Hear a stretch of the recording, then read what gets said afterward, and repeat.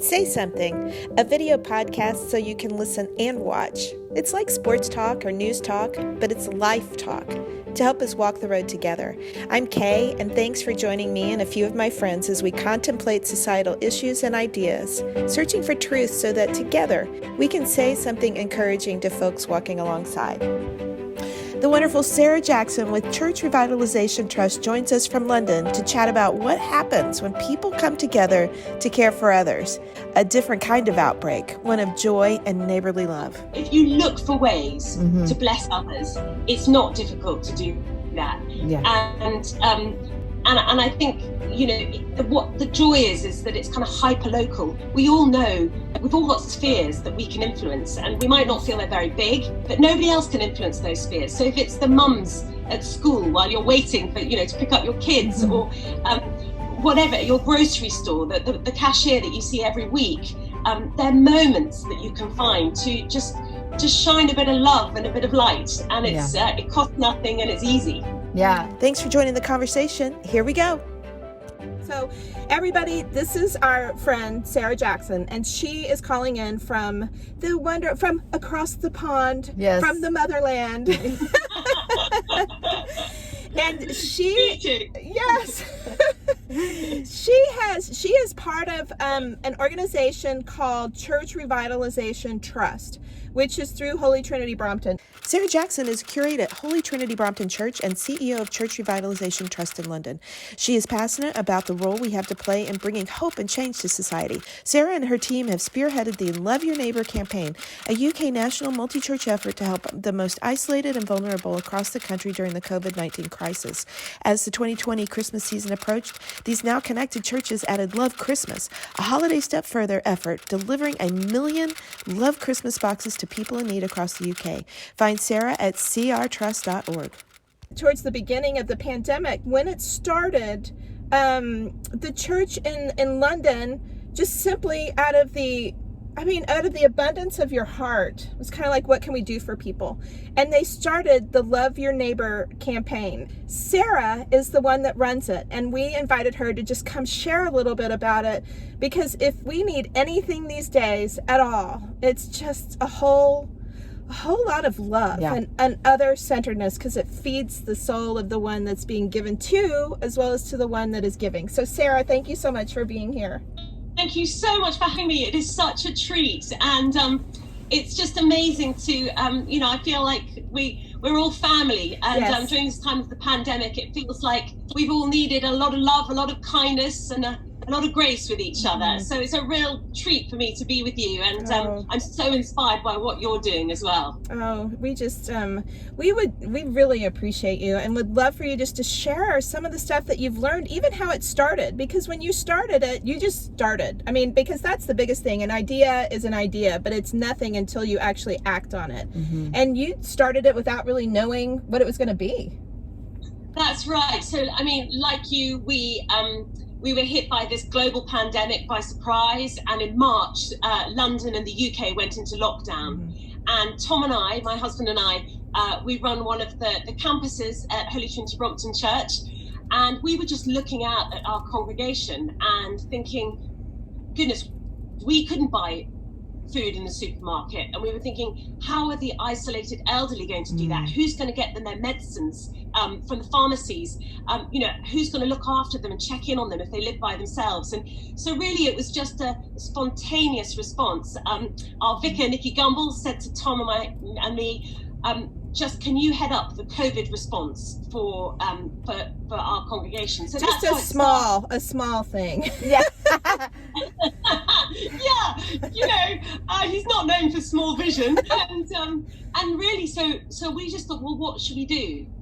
Really, the number one thing practically, we thought, well, we could get everybody phoning everybody. So we immediately set up a phone a friend system to make sure that everybody that we knew was going to have a regular phone call just to check in. How you're doing? What do you need? Do you need your dog walked? Do you need food? Do you need medicine? What could it be? But we also realized that people are going to need food delivered. So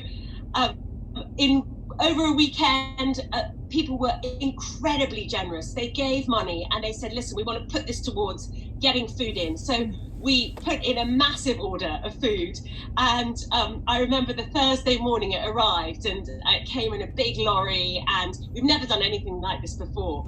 And I remember thinking, oh my goodness, what if it's not needed? What are we left with all this food, and what a waste? And literally within 2 hours of all this food arriving we put it in one of our halls in the church to start distributing, we got this phone call from a kind of local estate. I think you call them projects, areas of sort of deprivation and need. And they phoned us saying, our food bank has had to close because of COVID. A lot of the volunteers caught COVID and they'd had to close. And there were 80 families who were depending on these food parcels for being able to feed their families that week. Could we help? And we were like, yes, of course we can. So oh my gosh. The van ran and we're able to start getting that feedback up and running again. So really that's how it started, and it snowballed. We never intended it to go national or international. We've got a church in California running it, but it was the idea of love your neighbor. Do we know our neighbor? What can we do during this pandemic? We can show love. We can show small acts of kindness that don't cost us anything, but actually make people know that they're valued, they're seen, they're not invisible during this time. And the church is here, we love them, and we want to support them. So that's what's happened. We started just at our little local area. Suddenly across London, we had 20 other sites say, can we be depots for food and volunteers to deliver medicines? We phoned every pharmacy across London and said, can we supply volunteers every day to help you distribute medication to people's doors? And they were like, yes, of course, we'd love that. So we had people on bicycles, people walking, people using their vans and taxis, and just to start really meeting the people who were mostly in need and who couldn't actually leave their homes. Gosh. And then from there we got calls around the UK, from Scotland, from Northern Ireland, saying, we want to be part of this. We've got people who can't work at the moment because of the pandemic, but want to volunteer. And so through amazing generosity, we were able to get some match funding, and we were able to support 52 national hubs where food that would go into landfill or incineration, good food, but for whatever reason, we could get the logistics redirected to these centres, and then churches across the nation work together to start distributing. And it's not just about the food. I think what we found, it's about giving people dignity. It's about the conversation on the doorstep. It's about connecting in communities, and I think we've seen a move of the Spirit no other.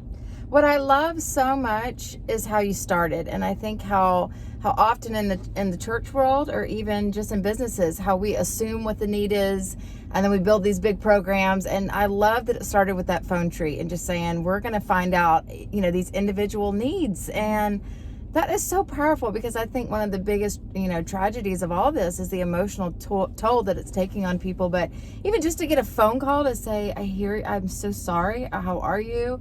And I can't imagine the feeling of all those members going, they're calling me, and they're calling me again. And so, you just rattled off some really creative stuff that was, a lot of cool things that I feel like I've seen churches do one or two, but you're just, like you said, the snowballing is really incredible. But I loved how it began.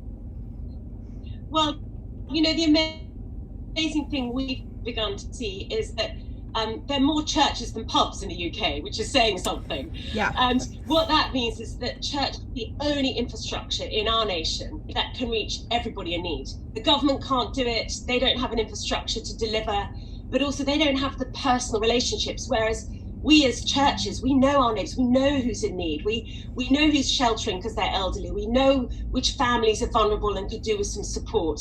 And therefore, we can be mobilized, and that's what's been astonishing. Our media has said the church has done nothing during COVID-19, but that's so far from the truth. At grassroots, the church has mobilized from day one and has worked tirelessly up and down our country to serve people. And as you say, they've been so creative.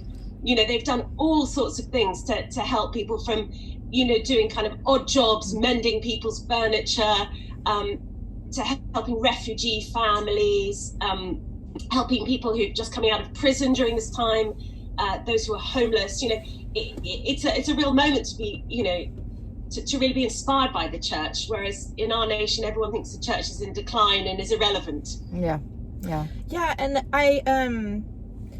I love that you said that it brought dignity to people, because I have found that that's exactly what kindness does. It brings dignity to everyone involved. And I've noticed too, because we've been watching you guys from afar, because I just am so encouraged by it, and I find it so fascinating in two capacities, primarily. And one of them is the way that you empower people to use their purpose and gifting, because you've even gone in and helped people, because I was thinking even about Christmas and how people don't really have the money or the funds to be able to buy gifts, and not wanting anyone to feel bad or have that be something that is a smite on their worth or their identity. And you have people that have that great gifting of organization and finance to be able to walk alongside people that are struggling financially, and the unity of the church. So if you could just opine on those two things, I'd love to hear it. Yeah, well, it's building on love your neighbor. It's all about relationships. It's all about community and just doing those small acts of kindness. And I think we felt, well, this Christmas is going to be pretty bleak for a lot of people. A lot of people have lost their jobs. They don't have money to buy presents for their kids. People have lost their homes. It's been a tough year. And we just thought, how can we bless people? How can we say to people, we want to give you a bit of hope at Christmas? And therefore we thought, okay, well, what about if we mobilise every church to deliver 1 million boxes of hope across our nation? And they don't have to be boxes, they're bags of blessing in some places, they're clothes, their help with refugee families. There's all sorts of provisions that we're giving. For those with the homeless, we're giving socks and warm gloves because it's really cold at the moment. But the idea was, let's just give a Christmas present and say, we love you and you are loved and you're important. And this year may have been the worst year of your life, but the church is here for you and we're here for you, and you're loved. And what we've been so surprised about is how every Christian denomination in our nation has got on board with this. Gosh, from the Sarah. Orthodox to the Catholic, the Pentecostals, the Baptists, the Anglicans, everybody, the Salvation Army, who've been doing this for years, providing you particularly toys for children who wouldn't have any Christmas presents. And it's been so moving and so unifying that churches in cities where they've never really worked together are suddenly unifying and saying, come on, let's do this together. Let's join together. Yeah. And the second thing that's come to surprise is how corporates and businesses have got alongside us, not necessarily from a Christian background, but they've wanted to be involved and they've wanted to say, we've got a part to play. So instead of having a Christmas tree and all our decorations in our office this year, we're going to donate towards Love Christmas. And then we've had the government come on board and give us match funding. And then we've had the media say, this is extraordinary what's going on. We want to tell this story. So from small beginnings, we're not doing it for media coverage, or we're doing it because we want people to know there is hope and to know there is love. But it has been amazing how people want to get involved and they want to play a part. As you were saying that, I was thinking, as people will look back and say this is probably the worst year that many people have ever experienced, you're seeing the best of people come forward and the best of the church. And it's like, you want to just cheer, like, this is what we could do. Like, this is what we've always been, and it's been happening, but I'm sure it's so rewarding for you to see people step up as the giver and as a nation. I mean, that's just so exciting and makes me feel hopeful for the church and hopeful for people that they get to be a part of it. Yes. So amazing. I mean, I think you're so right, Courtney. It's what the church has always done. We're reminded that in those early pandemics and plagues, the early church were the ones, they ran towards it. And we've been championed by Nicky, Gumbel, our Vicar, all throughout this. It's the time to advance and not to retreat. it's the time for the church to really be on the forefront of loving people, serving, giving, and that's what we've seen. And people, it really is true, people don't care what you say until they know how much you care. And it's seeing extraordinary people, and we've had people who are in their 90s isolating, and yet they've volunteered to be able to phone other people who are shielded. So everybody's had something, or they've offered their time to come in and pack boxes or to deliver them. They've offered just extraordinary ways to get involved, and I think it's been a sort of two sides of the coin. On the one side, the levels of need have been heartbreaking, really, really heartbreaking, and I'm not suggesting that COVID has caused them, but definitely COVID has exposed them in our nation. And therefore it's a wake-up call to the church as to, did we know this need before? This has forced us to really look at our communities and say, okay, is it the foster families? Is it, who is really struggling that we can help? We've partnered with local schools and head teachers to say, are you worried about any families? Can we help? We've offered after-school tutoring online for kids who maybe haven't got, cool. It's a difficult time for them, and that's what the church can bring. Yeah, oh, I love it. I have so many questions. I'm sorry, I can't stop. One question I have for you. So if someone listening is a part of a church or organization and they're not finding that synergy, or the walls come down, because I think people can get caught up in, well, we have these differences either from, religion to religion, to denomination to denomination. So what have you learned about just the power of what you're experiencing, that y'all are able to come together on a common goal and a common project, and maybe forget all those things that divide us? Yeah, well, first of all, it's so much more fun. It's so much more exciting working together than working apart. And I think the things that bind us together are so much more powerful than the challenges we face. And love is a universal language, and people are people. It boils down to it, we're all vulnerable, we're all flawed. We all have needs of somewhere. We all want to be loved and seen and known. And I think it's just so, it's enriching when there's a diversity in the church. The church is called to be diverse. We're not called to be in our silos. If you look even in Revelation, the church of the future, it's so diverse, and that's what's the beauty of it. And so it's been an amazing opportunity to work with the diversity of churches, because they bring something different. That's good. And reach different people as well. And we need each other. And it's the body, isn't it? Often it's the invisible organs that are the most important. That's so true. It's so true. And even for people, I love what you said about just calling out and asking even your local school, if there are families in need, because as people in the U.S. that are watching this or hearing this might go, well, we don't have Love Your Neighbor set up. Love Your Neighbor can happen on your block. It doesn't have to, it can be put into motion just like you started it, just with the simple coming together and the asking the question, who's in need? So even as that feeling of we're going to do this, and that is that, it's so hard to start something. Yeah. I think because probably fears of rejection or all kinds of stuff. What would you say to encourage someone to just do it, just to reach out? I mean, I think it's literally that. I think it doesn't need to be an organized charity or a kind of structure.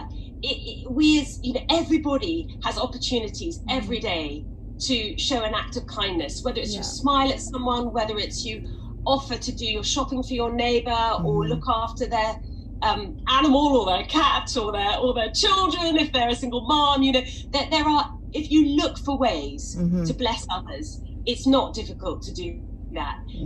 And I think what the joy is that it's kind of hyper local. We all know we've all got spheres that we can influence, and we might not feel they're very big, but nobody else can influence those spheres. So if it's the mums at school while you're waiting for to pick up your kids, or whatever, your grocery store, the cashier that you see every week, there are moments that you can find to just shine a bit of love and a bit of light, and it's it costs nothing and it's easy. Yeah, we have a Facebook page in our neighborhood, and we have a smaller neighborhood, maybe less than 100 houses. But I was noticing when there was a couple of us that were trying to get on and help people in the early days when it was just so scary, and we were saying, how do we function? But I noticed if you just said, does anybody need help? People don't really respond. But if you say, hey, we're going to the grocery store, and if you're not able to the grocery store, can I get something for you? Or, so offering the specifics sometimes gives people the courage to say, like, okay, yeah, I actually could use that. And I've been really challenged because we don't know as many of our neighbors as I would hope to. I don't know if it's like that in the UK, but for here, we stay in our silos and we go in and put the garage down and we're not out. And I'm like, this has given us a real chance to kind of know people's names and know what their situation. But I'm challenged by you to do even more of it. Well, no, I think our societies are so divided. And, Yes. we're the same in London. It's very insular. You hardly know your neighbour, and you certainly don't talk to somebody a couple of houses down, Yeah. We're a big city, and I think this has been a real opportunity to not have the blinkers on, but to say, okay, God, where have you put me? What is whose life do I touch every day? And now that we've got Zoom and we've got all sort of technology, our phones, we can touch many more people. They don't have to geographically just be in our area, but I think it's a bit of a wake-up call as to, if you're living in a certain area, if you're working in a certain place, might God have put you there for a reason, and who is around you, and who can you help, and who can you support. I love that. Yeah. Okay, can I ask you a question that's sort of a curveball? Go for it. Come on. Come on, lady. All right, so we love to do this with our guests, and we often don't tell them we're going to do this, but we'd love to know what and I'm sure kindness is probably one of them, but what are Sarah Jackson's top 5 tips to a joy-filled life? And it doesn't have to be 5, it could be 1 or 2, but I'm hoping that even thinking, what are the secrets to a joy-filled life? Something spurs in your heart to encourage someone in those. Oh, great question. Great question. Oh, I love it. Well, I think when I think of a joy-filled life, what robs me of joy is worry. And it's always subtle, but I know when my joy goes, I'm like, okay, what is going on? So I think to worry less and pray more. And it's easy to say worry less, but then the pray more is what helps you worry less. It helps me worry less. And I guess it's one of perspective. When I pray, my circumstances might not change, but my perspective changes. And those things that I may be worried about suddenly become much smaller and insignificant. And therefore my joy can return. So I would say, worry less, pray more. I think I would also say one of my little mottos is to stay in my lane. Oh, that's so good. Love that. And I think for me, that means not to compare to others and not to compete with others. Just to know that the lane that I've got to run in, I'm going to need all my energy just to run in it, and not my head energy to think how somebody else is running in their lane or how badly I'm doing compared to somebody in their brilliant lane. So I often say to myself, Sarah, stay in your lane. I love it. So, and that brings me joy. I think a key thing is to forgive quickly.